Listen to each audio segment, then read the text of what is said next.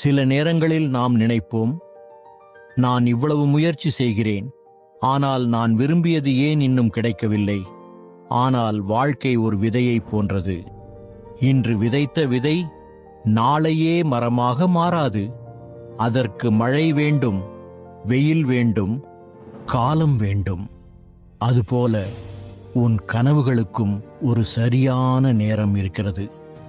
நீ விரும்புவது தாமதமாகலாம், ஆனால் அது மறுக்கப்பட்டுவிட்டது என்று அர்த்தமல்ல. சில விஷயங்கள் சீக்கிரம் கிடைத்தால் அதை தாங்கும் அளவுக்கு நாம் இன்னும் தயாராக இருக்க மாட்டோம்.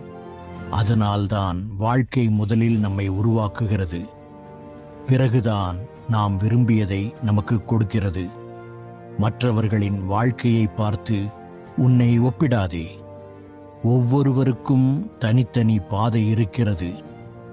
ஒருவரின் நேரம் இன்று என்றால் உன்னுடைய நேரம் நாளையாக இருக்கலாம், ஆனால் அது கண்டிப்பாக வரும். அதுவரை செய்ய வேண்டியது ஒன்றே ஒன்று, உன் முயற்சியை நிறுத்தாதே. ஒவ்வொரு நாளும் சிறிது முன்னேறு.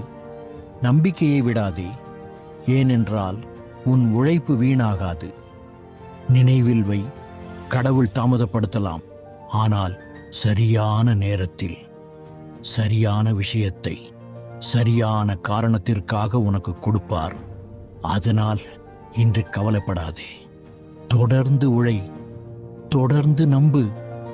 உனக்கானது சரியான நேரத்தில் நிச்சயமாக உன்னை தேடி வரும்.